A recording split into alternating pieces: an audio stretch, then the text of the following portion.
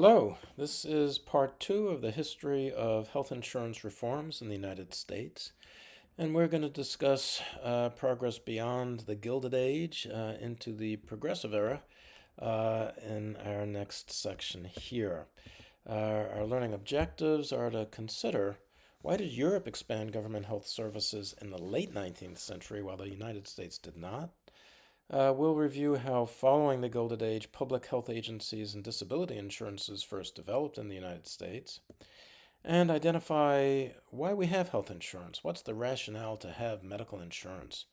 And so let's first talk about what was going on in Europe in the late 1800s. We know that there were traditional mutual benefit funds known as sickness funds in Germany or friendly societies in the United Kingdom.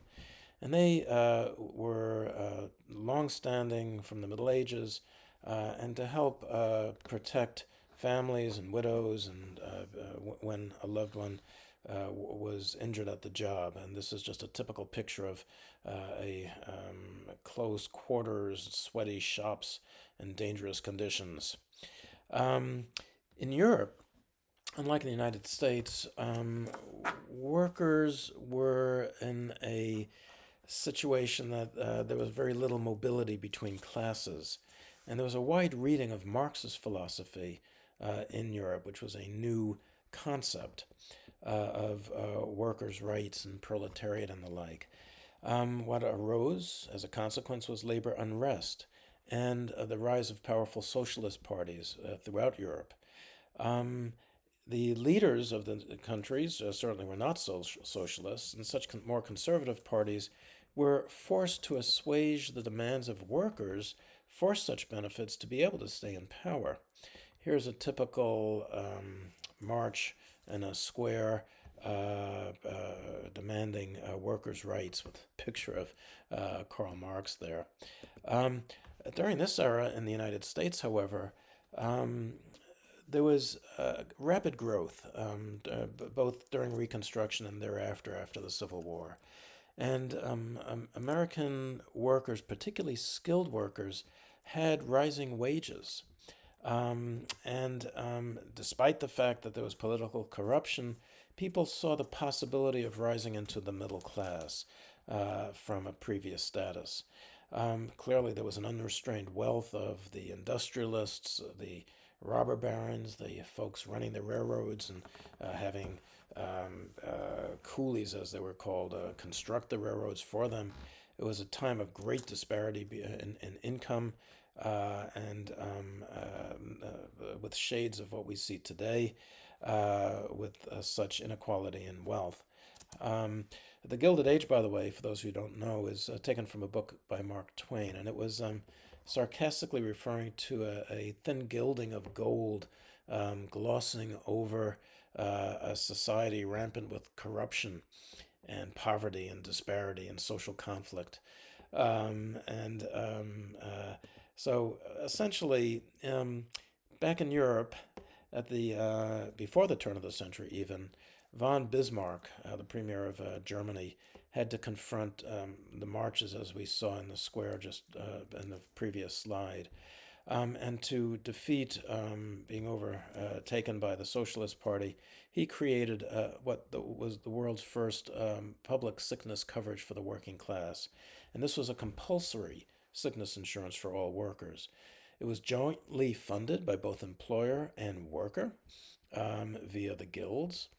It had some federal governmental provisions and support as well. It provided sick leave and unrestricted medical care and doctor's visits, and was quickly embraced by many European countries, as you see on the slide. Britain followed suit with a somewhat different approach. There was a greater degree of federal support, and this was the National Insurance Act. It was the friendly societies served as a structure by which to administer the insurance, and was funded with a greater degree of government support as well as employers and wage earners. And it provided unemployment support as well as health insurance via local administration. So that was sort of the first national health insurances the world had seen. And it sort of ushered in a progressive era of social activism and political reform known as the Progressive Era. This also came to the United States. Here's some suffragettes marching for the right to vote. Um, what was happening in the United States was a journalistic shining of the light on a lot of unsavory practices that would affect people. One of the such issues was that of tainted and addictive over the counter drugs known as patent medicines. Before the muckraking journalists, as they were called, had shown a light on this, many of the over the counter medicines had actual heavy metals, toxins, as well as addictive substances such as opiates, or cocaine. And this was brought to the attention of the public. Unsanitary practices in the meatpacking industry were detailed. Some of you may have read in high school or at college The Jungle, written by Upton Sinclair, which documented the truly disgusting practices that would land on the meat that one would bring home.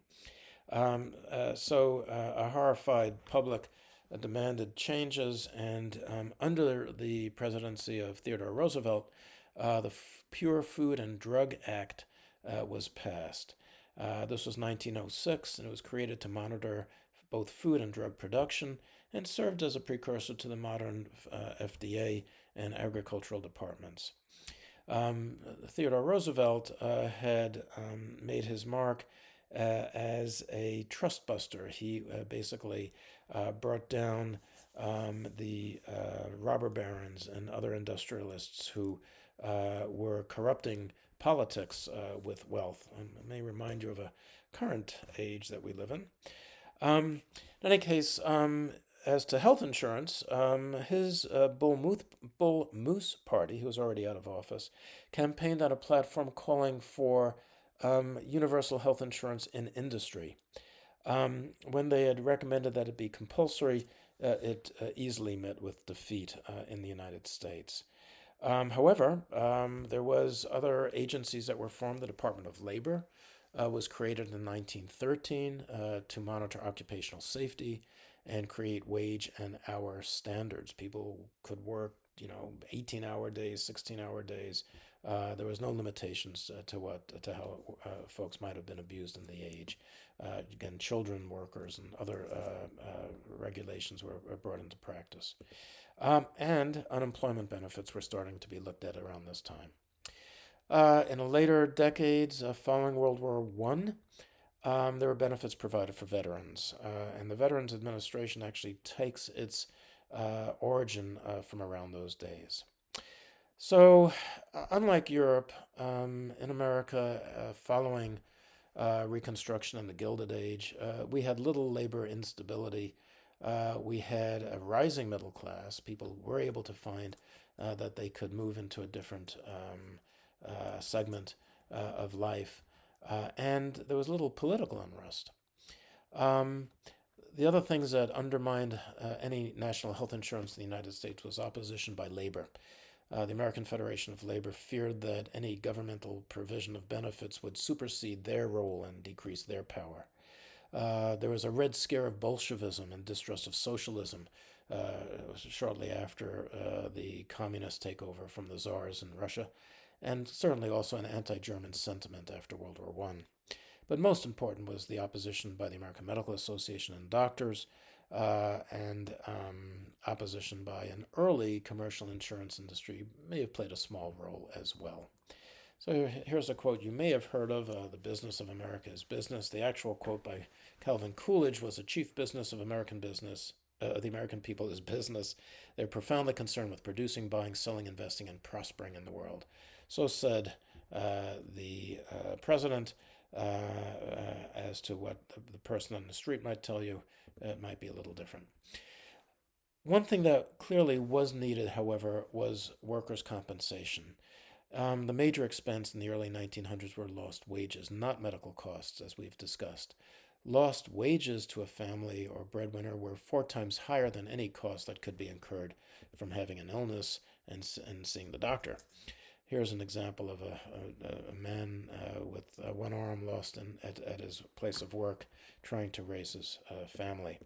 So disability insurance was popular, but coverage was problematic for many people.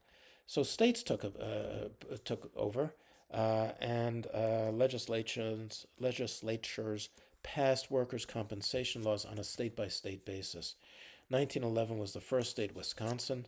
I think Mississippi was the last state in 1948, and every state ultimately came to use workers' compensation law to cover lost wages from injury.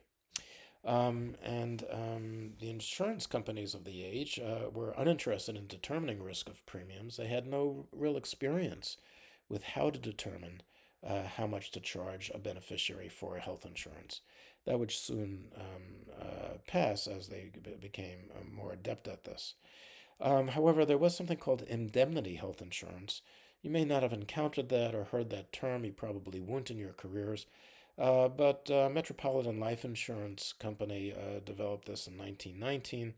The reason for this new form of insurance, health insurance, was, of course, new forms of care. So with progress in medicine came costs. Insulin could cure diabetes, came out in 21. Fleming discovered penicillin in 1928. Surgical techniques, x-ray techniques advanced. And hospital care became more pervasive. Care was becoming more routine and expensive. By the 1920s, people still paid for medical care out of pocket, but when you had a child having their appendectomy or being hospitalized for diphtheria or whatnot, you could no longer easily predict the costs of such care.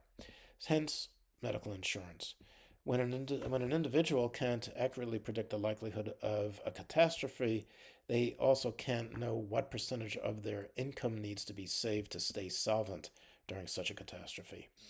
Insurance was designed to create risk pooling. This allowed the shifting of loss from the individual to a third party, the insurance company. The size of the risk pool, that is, a number of beneficiaries who enroll in that insurance company, and which services were excluded or covered would basically determine the cost of the premium to the beneficiary. The medical loss ratio is a term you may have heard. This refers to what percentage of the premium that I might pay to a health insurer is actually spent on medical claims. The less spent, the more profit for the insurance company. So these are the types of insurance in the 1920s. Indemnity insurance, which was direct reimbursement to the enrollee for medical expenses. Usually not the entire bill. I'd go to the doctor would give me a bill, I'd submit the bill to the indemnity insurance, and they'd provide a portion of that bill back to either the doctor or myself. The private insurer had no responsibility for the quality of care, nor needed to get involved as such. What would limit the insurance company's financial liability was what they would exclude. So they'd exclude pre-existing conditions, fixed limit on reimbursement for specific services, cap overall cost outlays, etc. Again, we'll see this in the 1990s and the arise of the ACA. Anyhow, the ideology of indemnity insurance was basically you pay for what you feel you need. These caps on payments and exclusions and pre-existing clauses allowed a premium to be offered that would be considered affordable. However, it still may not protect you against catastrophic financial loss to the individual. So during this time, again, insurers started to learn statistics and actuarial care measures to be able to estimate their risk and create a profitable premium. There's two ways that insurance companies might do this. One is a medically underwritten insurance policy, where the premium is based on the individual applicant's health status. That is, you would charge higher premiums to those who are older or those you consider to be at higher risk for incurring medical costs. And you could also elect just not to provide coverage to such high-risk individuals. And that's in contrast to what's called community-rated premiums, which is where all individuals in a larger risk pool, which consists of both those who are chronically unwell and chronically well, are paying the same amount. So essentially, the well person in a community rated plan will subsidize the cost for sicker members. And this, as we'll see, was used by Blue Cross Blue Shield as the linchpin to Medicare and other programs. So, a few concepts to learn about, and you'll be hearing about this in future discussions as well. All right, we'll move on to next session pretty shortly. Thanks for your attention.